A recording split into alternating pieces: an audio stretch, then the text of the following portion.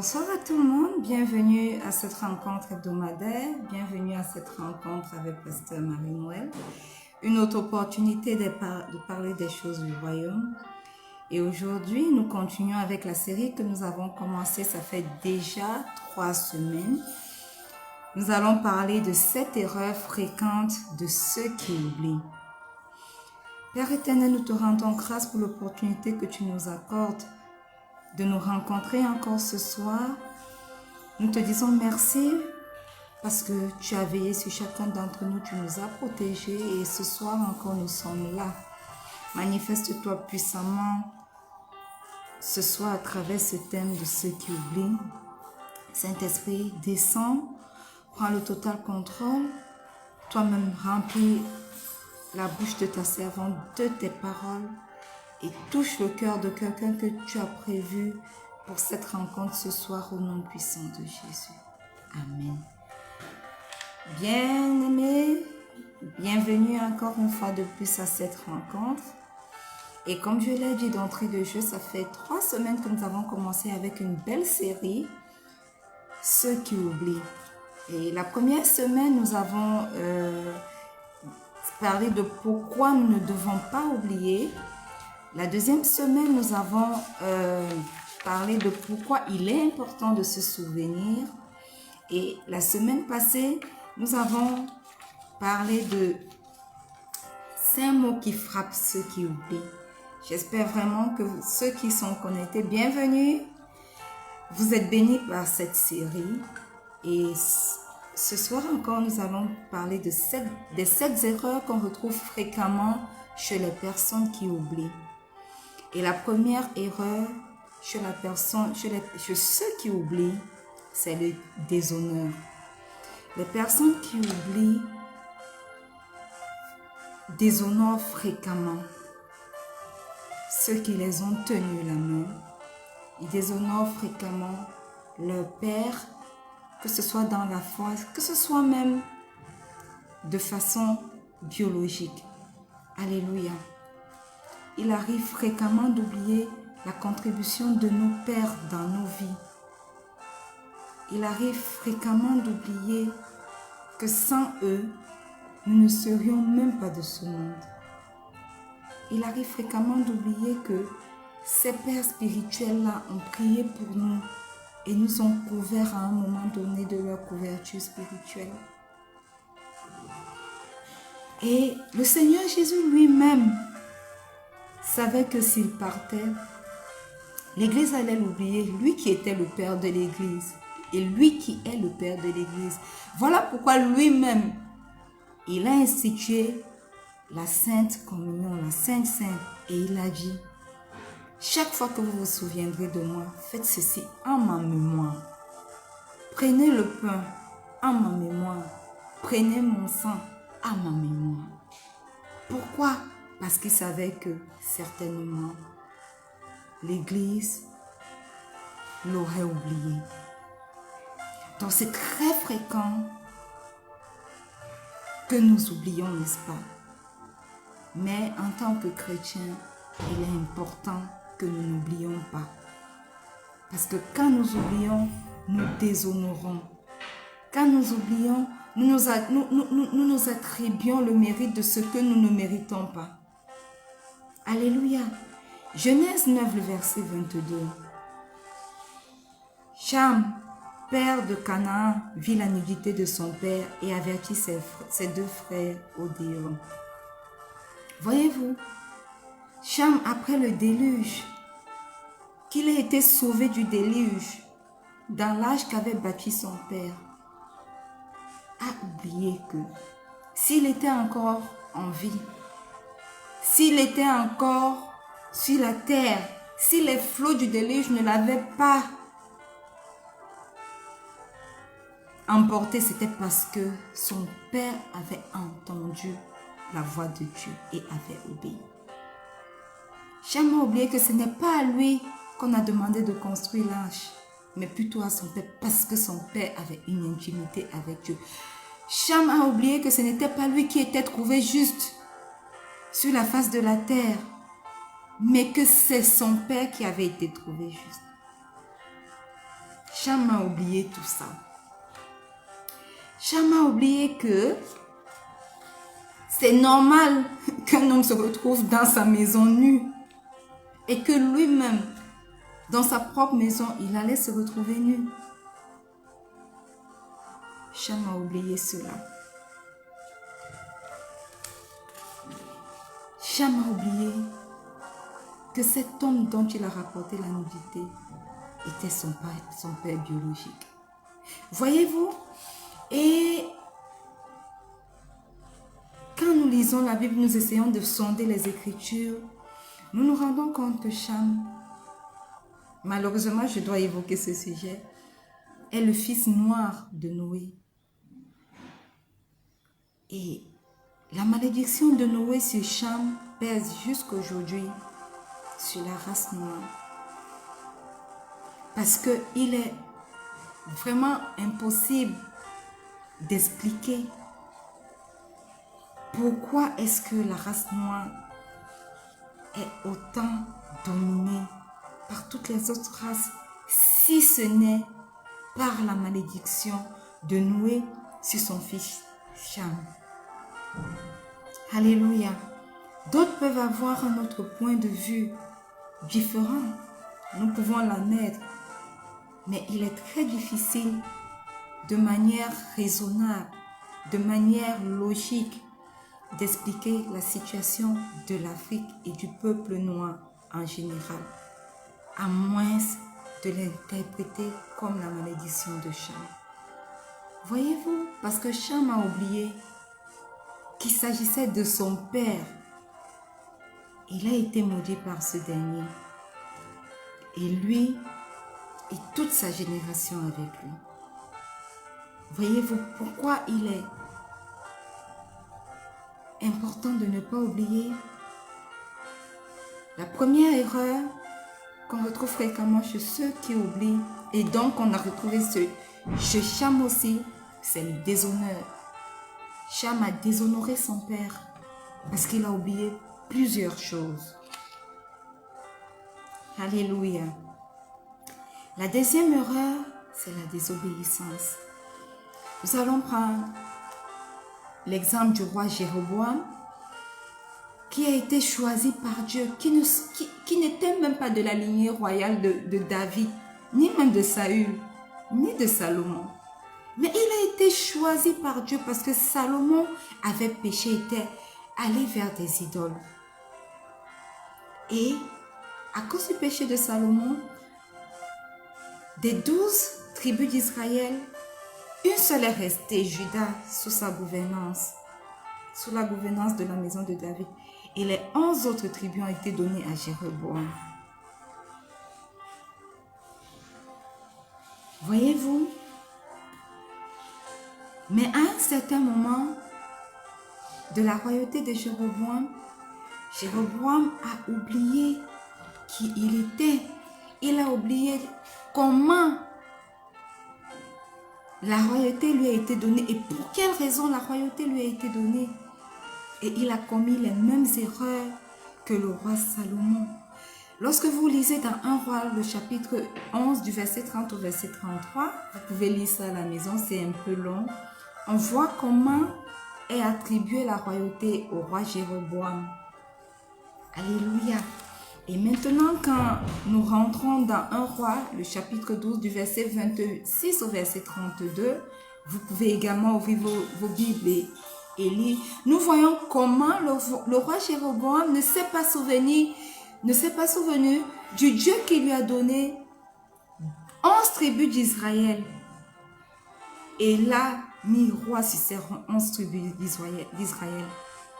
Nous voyons comment le roi Jéroboam est tombé dans les mêmes péchés que le roi Salomon, simplement parce qu'il se disait que si ce peuple continue à aller à Jérusalem pour adorer, alors ce peuple risque de rentrer sous l'emprise de la maison de David.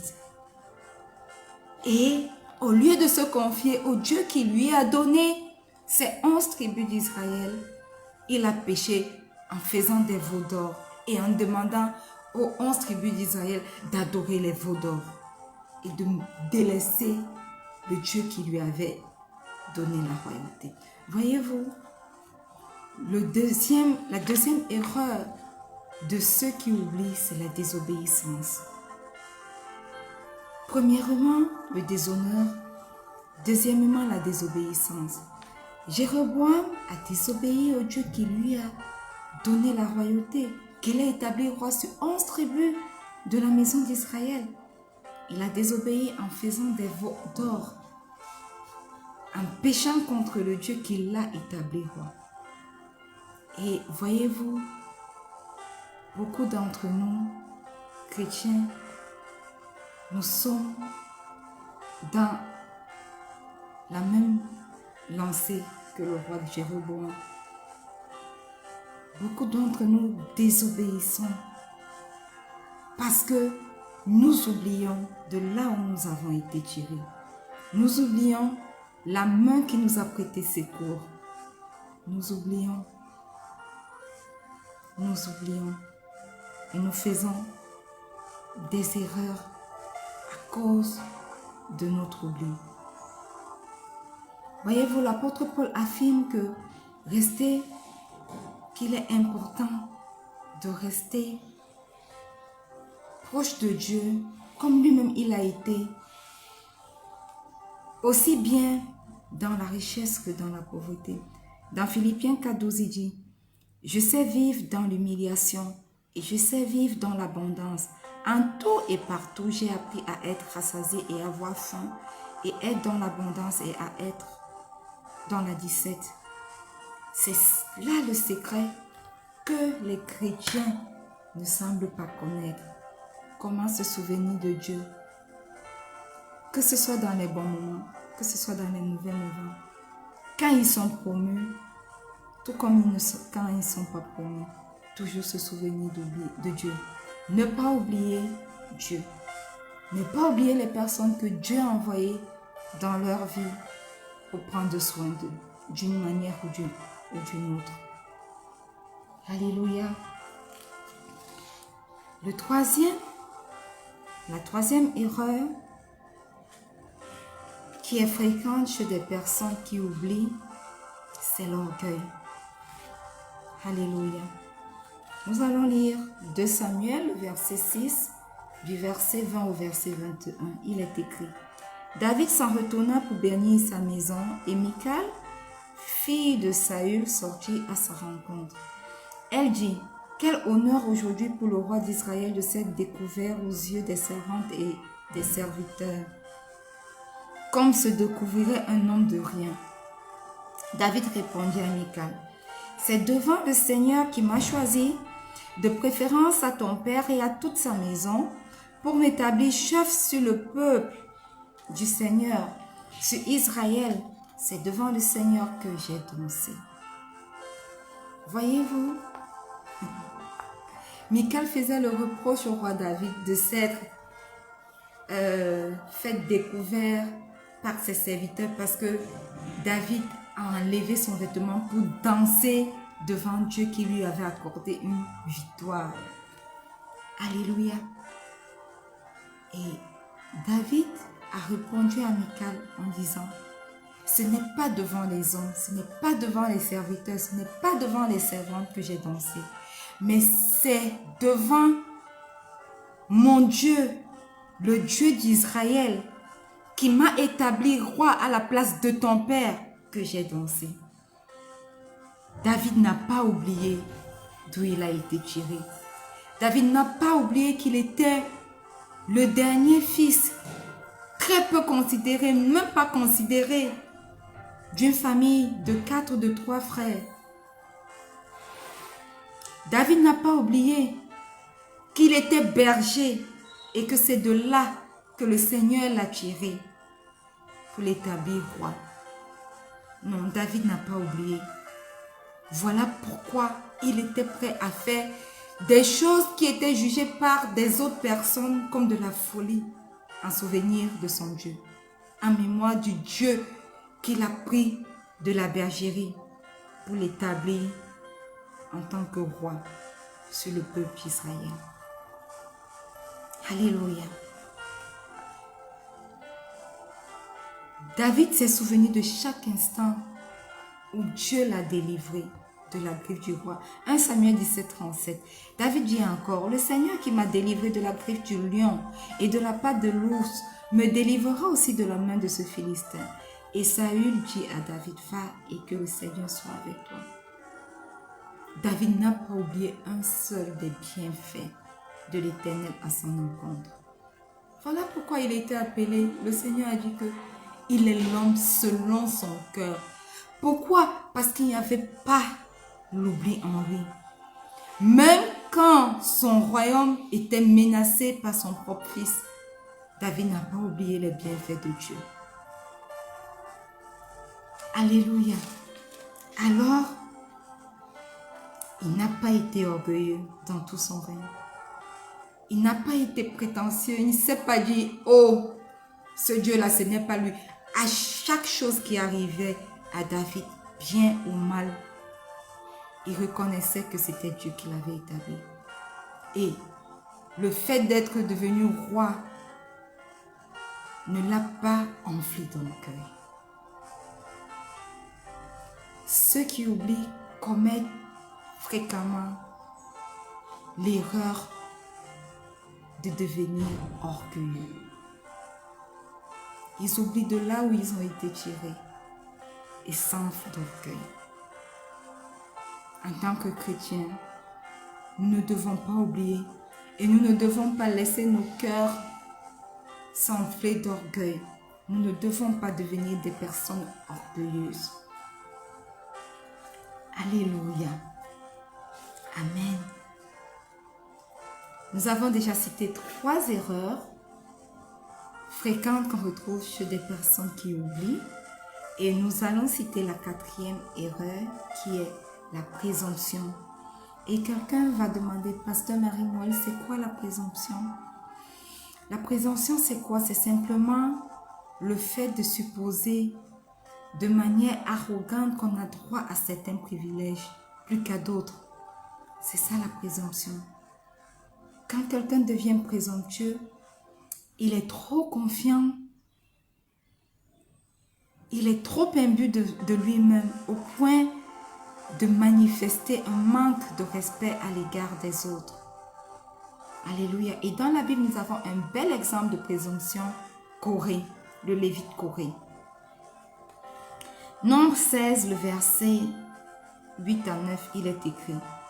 Moïse dit à Corée, écoutez donc, enfants de Lévi, est-ce trop peu pour vous que le Dieu d'Israël vous ait choisi dans l'assemblée d'Israël en vous faisant approcher de lui afin que vous soyez employés au service du tabernacle du Seigneur et que vous vous présentiez devant l'assemblée pour la servir? Corée était un lévite et il était un lévite qui avait un certain rang. Corée était le chef des lévites. Alléluia. Malheureusement, sa position privilégiée de lévite et de chef dans la maison de Lévi l'a poussé à devenir présomptueux. Alléluia. Il n'a pas mesuré le privilège qu'il avait d'être né dans la maison de Lévi plutôt que d'autres personnes. Il n'a pas réalisé le privilège qu'il avait d'être chef de la congrégation. Pourtant, il a eu des mots extrêmement insolents, des mots remplis d'orgueil à l'égard de Moïse qui était le serviteur de Dieu. Il a cru qu'il était possible pour lui de prendre la place de Moïse, oubliant que Dieu n'avait pas parlé à lui, Corée. Plutôt, Dieu n'avait pas parlé à un autre enfant de Lévi, mais Dieu avait parlé à Moïse. Il a obéi sa position de chef de la congrégation et voulait plutôt prendre la place que Dieu avait octroyée à Moïse. Oh waouh! Beaucoup d'entre nous chrétiens sont comme ça aujourd'hui. Nous oublions la position privilégiée que nous avons d'être avec certains hommes de Dieu au point de vouloir nous élever au-dessus d'eux. Nous oublions la position privilégiée que nous avons eue d'être nés de telles personnes. Même si cette personne, même si nos parents sont pauvres, même si nos parents biologiques sont pauvres, nous oublions que c'est de là où Dieu a voulu que nous naissions pour nous tirer et nous apporter quelque part, nous amener quelque part. Les gens considèrent ce qu'ils ont comme moindre la plupart du temps. Ou alors les gens tiennent pour acquis déjà les positions privilégiées dans lesquelles ils se trouvent et parlent avec insolence, avec arrogance, avec présomption à ceux que le Seigneur a établis au-dessus d'eux.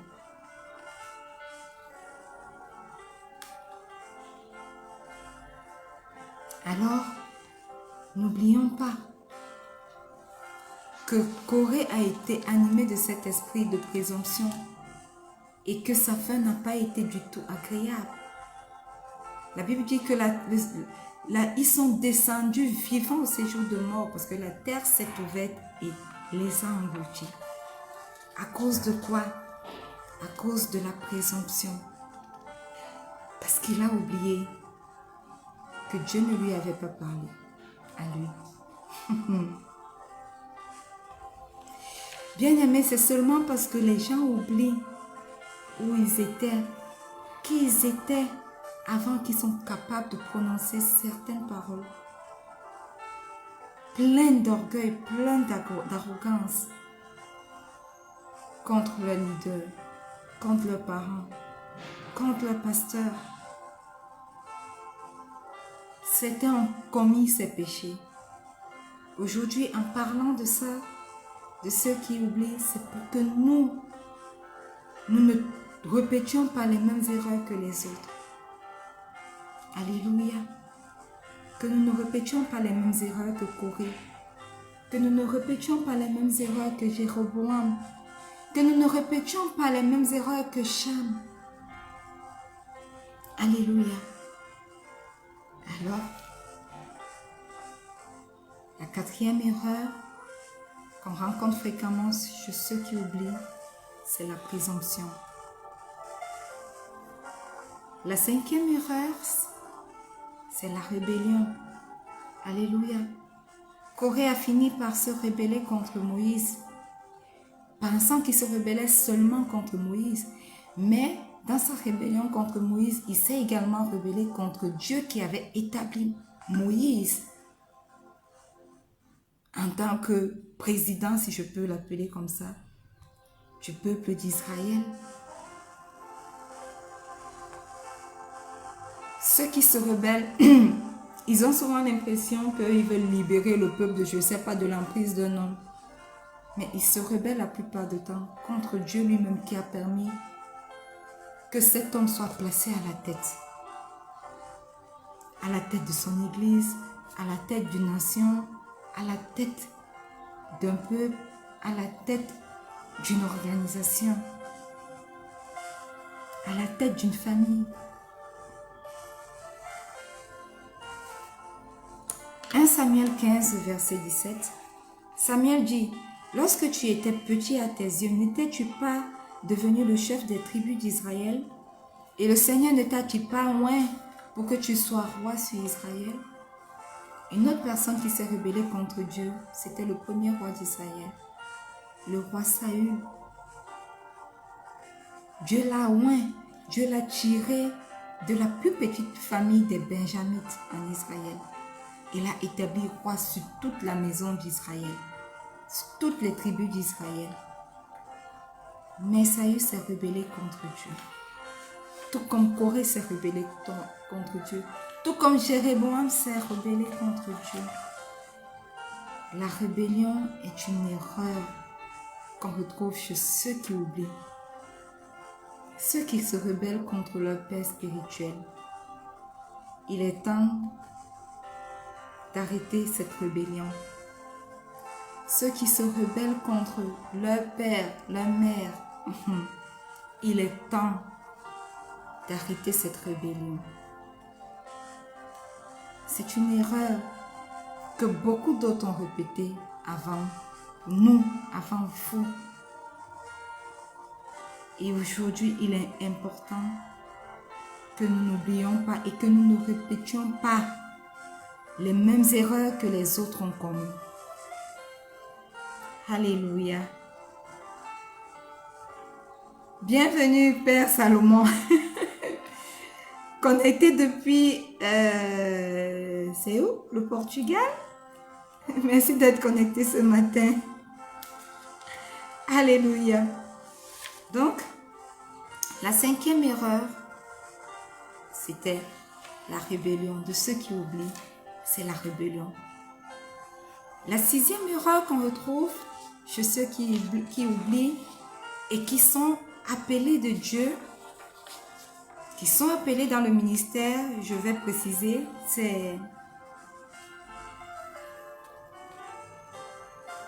c'est l'erreur de devenir des serviteurs qui ne sont pas un. C'est l'erreur de devenir des personnes, des pasteurs, des prédicateurs qui ne sont pas un. Voyez-vous, l'apôtre Paul dans son ministère, racontait constamment ses expériences personnelles. Il n'oubliait pas ce qu'il avait commis avant. Il n'oubliait pas de là où Dieu l'avait tiré. Il n'a pas oublié combien il avait persécuté l'Église et il en parlait constamment. Et ceci a eu le don de l'élever à un certain niveau d'apostolat. La preuve, c'est que nous lui devons plus de la moitié de tous les livres du Nouveau Testament, n'est-ce pas? Paul a raconté à Agrippa ce qui lui était arrivé sur la route de Damas. Acte 22, vous pouvez lire après à la maison, du verset 11 au verset 15. Paul a raconté à l'église de Galate le début de son ministère, comment le Seigneur l'a appelé quand il allait pour oppresser les chrétiens. Paul a parlé aux Philippiens de son éducation. Alléluia. Paul a raconté aux Corinthiens ses problèmes personnels. Vous pouvez aller lire pour les Philippiens, vous pouvez lire dans Philippiens 3, le verset 4 au verset 7. Pour ce que Paul a raconté aux Galates, aux Galatiens, vous pouvez lire dans Galates 1, du verset 15 au verset 18.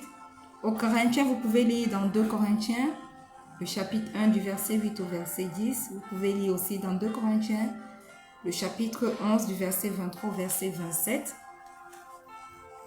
Paul, tout au long de son ministère, a pris des exemples sur ses propres expériences. Alléluia. Il est important que nous qui sommes appelés à partager la parole de Dieu, nous nous souvenions de nos expériences passées et que nous partageons ces expériences avec ceux qui nous suivent. Parce que le Seigneur, s'il nous fait passer par des choses, c'est parce qu'il attend que nous en parlions aux autres pour que les autres ne fassent pas les mêmes erreurs que nous. Il attend que nous en parlions aux autres pour que les autres prennent exemple également pour nous, sur nous. Parce qu'il y a de belles expériences et il y en a aussi de mauvaises. Mais dans tous les cas, nous sommes appelés en tant que prédicateurs de la parole de Dieu de partager ces expériences-là. Et ce partage d'expériences même nous aidera à améliorer notre prédication, nous permettra d'améliorer notre façon de prêcher. Alors, chers serviteurs de Dieu, chers chrétiens même, devenez des meilleurs prédicateurs en vous souvenant de vos expériences et en les partageant et en rendant gloire à Dieu, tout comme le roi David, en toutes choses. Pour toute expérience, bonne ou mauvaise, heureuse ou malheureuse, souvenez-vous de rendre grâce à Dieu. Alléluia. La 7e erreur qu'on retrouve fréquemment chez ceux qui oublient, c'est le manque de compassion. Et la parabole du bon samaritain est un très bel exemple pour ceux qui manquent de compassion. Voyez-vous, dans la parabole du bon samaritain, les prêtres, les lévites, qui étaient remplis de la connaissance, de la loi, remplis des paroles de la Bible, n'ont pas fait preuve de compassion. Sur le chemin, ils ont trouvé un samaritain qui agonisait. Et ils sont passés, ils n'ont fait preuve d'aucune compassion. Ils ont oublié que eux également, ils pouvaient se retrouver un jour à la place de ces samaritains. Et que personne également n'allait faire preuve de compassion à leur égard. Il a fallu que ce soit une personne qui n'était même pas remplie de la parole de Dieu, comme ces lévites-là, comme ces prêtres, qui viennent porter secours aux Samaritains, qui viennent être remplis de compassion pour le Samaritain, au point de le prendre en charge. Alléluia.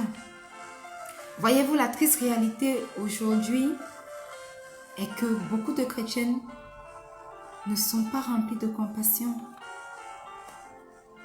Ils ne sont pas remplis de compassion, ils ne se souviennent pas qu'ils étaient dans un état désespérant avant de connaître le Seigneur Jésus. La triste réalité est que l'évangélisation de ce monde ne se fera pas sans compassion. Comment pouvons-nous avoir de la compassion si nous ne nous souvenons pas de ce que c'est que aller par exemple en enfer? Parce que lorsque nous nous souvenons de ça, il est plus facile pour nous d'aller vers des personnes qui ne croient pas encore en Christ et de leur parler du salut, de les amener à Christ. Comment pouvons-nous parler de Jésus si nous ne nous souvenons pas que un jour aussi nous ne le connaissions pas et que beaucoup d'entre nous, nous sommes passés par des périodes tellement difficiles avant de le rencontrer, avant d'arriver au niveau où nous sommes.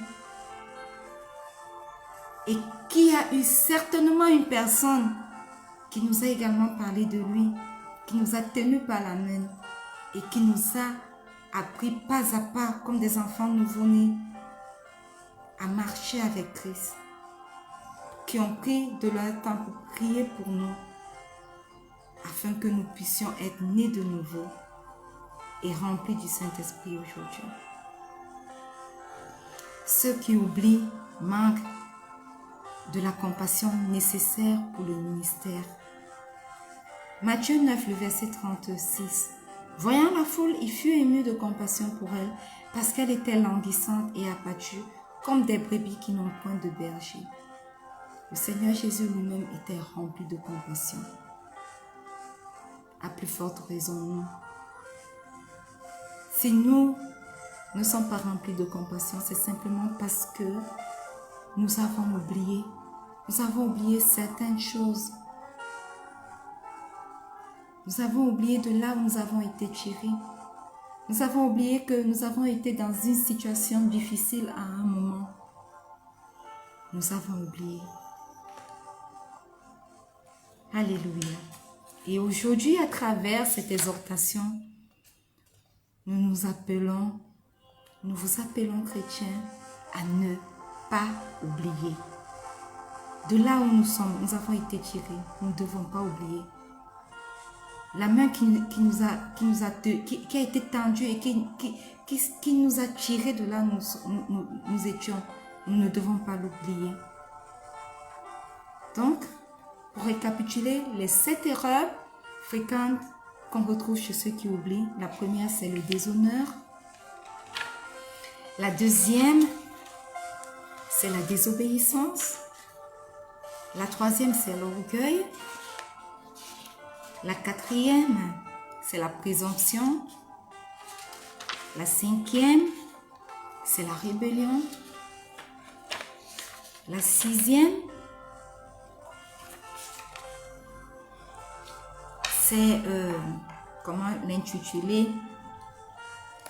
C'est ceux qui n'évoquent pas les souvenirs, qui ne parlent pas de leurs souvenirs, ceux qui ne se souviennent pas. Et la septième erreur, c'est le manque de compassion.